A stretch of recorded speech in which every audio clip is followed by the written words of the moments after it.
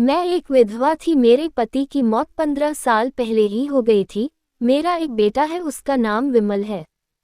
1 साल पहले उसकी शादी लता नाम की लड़की से हुई थी। रात भर विमल के साथ कमरे में रहकर मेरी बहू लता जब बाहर निकलती तब वह मुझको ऐसी निगाह से देखती थी जैसे मैं एक तरसती हुई औरत हूँ।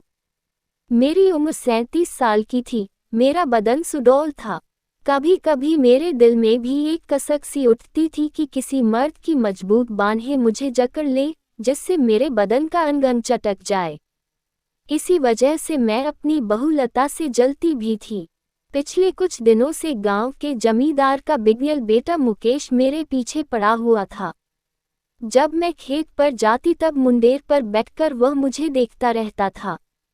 मुझको यह अच्छा लगता था और मैं जानबूझकर अपने कपड़े इस तरह ढीले छोड़ देती थी जिससे मेरे उभार दिखने लगते थे। लेकिन गांव और समाज की लाज के चलते मैं उसे अनदेखा करती थी। मुकेश को दीवाना करने के लिए इतना ही काफी था। मैं जानती थी मुकेश मेरे जिस्म से खेलना चाहता है। मन मेरा भी होता था, लेकिन समाज के डर से मैं अपनी इच्छा दबाकर रख देती। एक दिन शाम का समय था। हल्की बारिश शुरू हो गई थी। मैं सोच रही थी कि जमींदार के खेत की बई पूरी करके ही मैं घर जाऊं। मुझे मुकेश का इंतजार तो था ही। मुकेश भी ऐसे ही मौके के इंतजार में था। उसने पीछे से आकर मुझको जकड़ लिया। मैं कस मसाए और मैंने चिल्लाने की भी कोशिश की, लेकिन फिर मेरा बदन जो लंबे समय से इस जकड़न का इंतजार कर रहा था वो निढाल हो गया। मुकेश के छुअन से मैं मदहोश होने लगी। वह मुझको अपनी बाहों में भरकर मेरे पूरे बदन को चूमने लगा और मेरे जिस्म से खेलने लगा। फिर जब वह शांत होकर मुझसे अलग हुआ तब मुझको लोक लाज की चिंता हुई। मैंने जैसे तैसे अपने को समेटा और जोर जोर से रोते हुए सरपंच के घर पहुंच गई और आप बीती सुनाने लगी। लेकिन मुकेश की दबंगई के आगे कोई मुंह नहीं खोल रहा था। इधर जब बात मेरे घर तक पहुंची तो मेरा बेटा विमल और बहू लता भी सरपंच के यहाँ पहुंच गए। मैं रो रही थी, लेकिन लता से आंखें मिलाते ही एक कुटिल मुस्कान मेरे चेहरे पर फैल गई।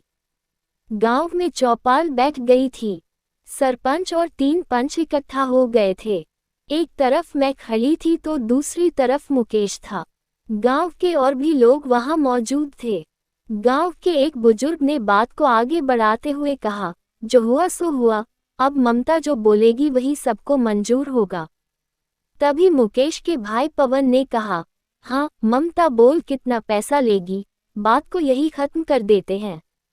पैसे की बात सुनते ही बहू लता खुश हो गई कि सास 1-2 लाख रुपए मांग ले तो घर की गरीबी दूर हो जाए, लेकिन मैं बिना कुछ बोले रोते ही जा रही थी। जब सबने जोर दिया तब मैंने कहा, मेरी समझ में सरपंच जी मुकेश का जल्दी से ब्याह रचा दे, जिससे यह इधर उधर मुंह मारना बंद कर दे। मेरी बात पर सहमत तो सभी थे, पर मुकेश की हरकतों और बदनामी को देखते हुए भला कौन इसे अपनी बेटी देगा। इस बात पर सरपंच भी चुप हो गए। मुकेश अब 40 साल के आसपास हो चला था, इसलिए चाहता था कि घरवाली मिल जाए तो जिंदगी सुकून से कट जाए।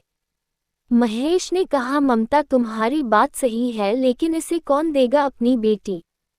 कांटा फंसता जा रहा था और चौपाल किसी नतीजे पर नहीं पहुंच रही थी।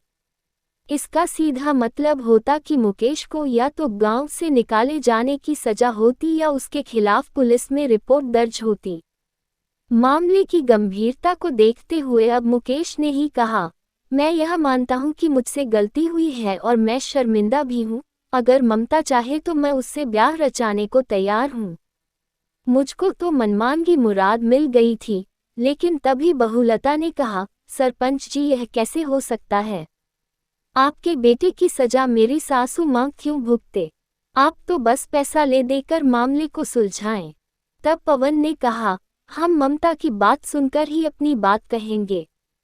मैंने कहा, गांव की बात गांव में ही रहे, इसलिए मैं दिल से तो नहीं लेकिन गांव की खातिर मुकेश का हाथ थामने को तैयार हूं। सरपंच और चौपाल ने चैन की सांस ली। मेरी बहू लता अपना सिर पकड़कर वहीं बैठ गई। वही बेटा विमल खुश था, क्योंकि उसकी मां को सहारा मिल गया था। अब माँ का अकेलापन दूर हो जाएगा। थोड़े दिनों के बाद ही हम दोनों की चुपचाप शादी करा दी गई। पहली रात मैं मुकेश के सीने से लगते हुए कह रही थी, विधवा होते ही औरत को अधूरी बना दिया जाता है, वह घुट घुट कर जीने को मजबूर होती है। अरे अरमान तो उसके भी होते हैं, और फिर मेरी बहू लता, उसकी निगाहों ने हमेशा मेरी बेइज्जती की है। उसके लिए मेरी जलन ने ही हम दोनों को एक करने का काम किया है। खुशी में सराबोर मुकेश की मजबूत होती पकड़ मुझको जीने का संबल दे रही थी और हम दोनों एक दूसरे से लिपट गए। जो खेत में हुआ था वही अब हुआ, पर अब हम दोनों को चिंता नहीं थी, क्योंकि मैं मुकेश की पत्नी जो थी। तो दोस्तों, यह वीडियो यहीं पर खत्म होती है। आपको यह वीडियो अच्छी लगी है तो इसे अपने दोस्तों के साथ शेयर करें और हमें सब्सक्राइब जरूर करें। धन्यवाद।